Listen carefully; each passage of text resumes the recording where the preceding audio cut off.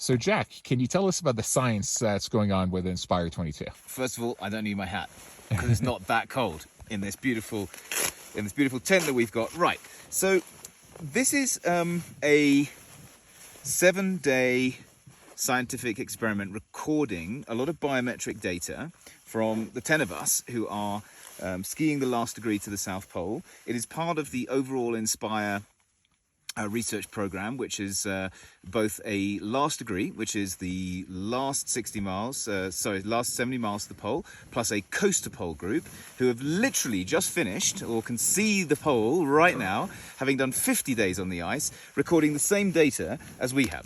And we're recording lots of different things. So let me show you what we're doing. Before we started, we measured bloods and lots of anthropometric measurements, body fat, and various other sort of biomarkers for metabolism, inflammation, and muscle turnover, hormones, male and female hormones. One of the key things which we're trying to see is why is it that women appear to maintain their muscle mass more than men over a course of a long period of time in extremely austere environments like this.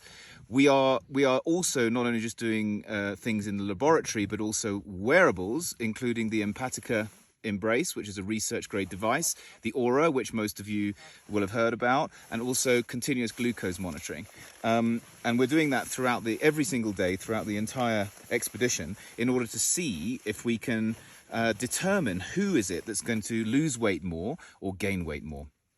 And what do you hope to get out of this?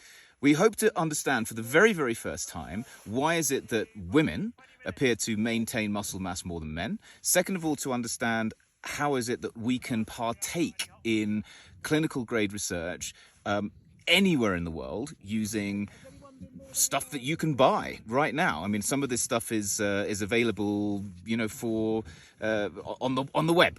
You don't need to be part of a major clinical trial to partake in science and contribute anywhere in the world, including Antarctica. And so we hope to get people to become more engaged with science through and through physical activity studies in science. And you think you're going to publish 10 papers out of this, right? 10. In 2017, we published 5 papers with just men doing coast to pole in Antarctica. 2019, we published 6 or 7 papers, and we aim to publish at least 10 in this in the INSPIRE-22, 23 cohort. So it's pretty cool stuff. Cool. So the coast to pole is doing 50, 60 days, like 1,100 miles, and we're doing 70 miles or so over 7-8 days. Which sounds relatively easy, but when you're pulling a 50, 60 kilogram sled uphill in minus 30 with the wind blowing in your face, it's not exactly 15,000 steps a day. I think it's Aura's is saying 36,000 steps a day, and really, really, really hard. It is really hard. So this is really pushing us. So why didn't you measure my glucose? So Fabrice is one of our subjects, and he is wearing a continuous glucose monitor, and I'm the white phone, by the way, not the black. Oh, okay. So by the way, this is a brilliant hack. Phones die when it's cold. So what we have done is we've hacked together a hand warmer, which is sandwiched between 2 iPhones, which sits in my jacket and stays warm throughout the entire 8 hours of minus 30 degrees. And it works absolutely brilliantly. And I think this is probably the best hack that I've come up with for a very long time. And I intend to publish it. So we're just starting up the phone, and we are going to measure Fabrice's glucose, which has been fluctuating throughout the day. Takes a second just to start up. That would have been good to have started this before, wouldn't it? It's okay. Here we go. So this is what editing is for. Right. So we have the power to edit. Okay, great. All right. So here we have the Abbott Freestyle Libre. You can buy this anywhere. One trick, by the way, make sure that you've got a US phone if you buy a US Freestyle Libre, or a UK phone if you're buying a UK Freestyle Libre, because it doesn't work otherwise. And Fabrice is using a UK Freestyle Libre, and so he's having to use my phone from the UK. Am I allowed to say shit show? Maybe I am. Okay, so here we go. Let's scan Fabrice.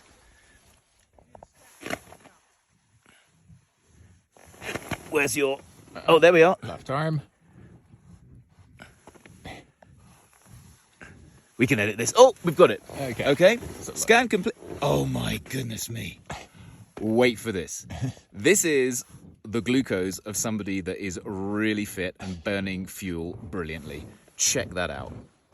4.2. 4.2. Let me take a few photos. This is a gentleman who has burnt a lot of calories and is definitely doing the right thing for his metabolism. So what does that mean exactly? If it was higher than that, what would it mean? And does this mean that my muscle mass is protected or not? Or that's we don't know. unrelated? We don't know. But what we do know is that you've got a very, very healthy usage of glucose throughout a very, very strenuous and arduous 8 hours of the day. And now it's time to eat and refuel.